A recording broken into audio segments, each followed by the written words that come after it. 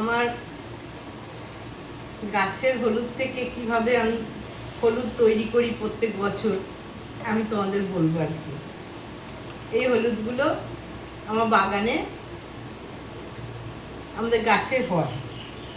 এই ছোট ছোট কোঁড়গুলো বসানো হয়। এই দেখো, এই ছোট ছোট কোঁড়গুলো বসানো হয় প্রতি বছর।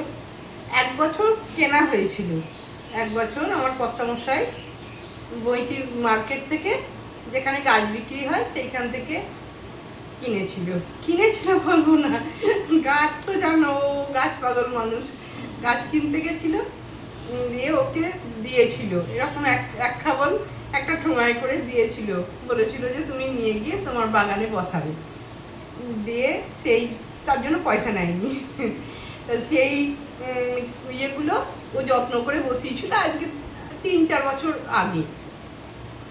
তা প্রত্যেক বছর ওই তোলার পর হলুদ যখন গাছ হয়ে যায়, শুকোতে থাকে, তখন সেই মাটি খুঁড়ে হলুদগুলো তোলার পর এরকম একটা করে কোঁড় এরকম এরকম করে ঠুকে ঠুকে ঠুকে ঠুকে বসিয়ে দেয়। আবার যেখানে গোড়ায় অনেকটা থাকে হলুদ শেকড় শুদ্ধ, সেগুলো আর তোলে না, ওইগুলোকে তুলতে হয়। তুলে তারপরে ভালো করে গামলায় ফেলে না পরিষ্কার করে ধুয়ে নিতে হয়। বালি টালিগুলো কাদা টাদাগুলো থাকে তো, বাগানের মাটি টাটিগুলো থাকে তো, সেইগুলো খুব ভালো করে ধুয়ে নিতে হয়। গামলাতে ফেলে খুব ভালো করে জলে ধুতে হয়। তারপরে গামলা থেকে ঝুড়ির মধ্যে ছেঁকে, বড় ঝুড়ির মধ্যে ছেঁকে সেইগুলো হলুদগুলোকে ভালো করে বিছিয়ে শুকোতে দিতে হয়।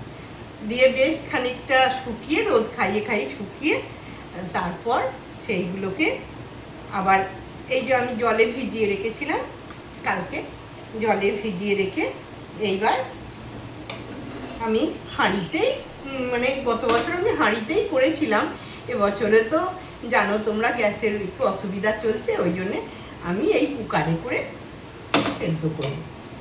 দিয়ে 7-8টা সিটি দিয়ে তারপর নাবিয়ে দেবো। নাবিয়ে দিয়ে যখন গরম হয়ে যাবে, ঠান্ডা হয়ে যাবে, তখন আমি এটাকে আবার পেতে ঝুড়িতে করে জল ছেঁকে সেইগুলোকে আবার আমি শুকোবো।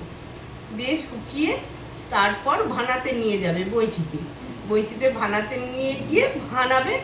আর যদি ওজন করে দেখবে দাদা যে যদি 1 কেজির কম হয়, তাহলে দাদা আবার ওনার দোকান থেকে খানিকটা এরকম গোটা হলুদকে দিয়ে মেশিন না হলে নেবে না, 1 কেজির কম হলে মেশিন নেবে না।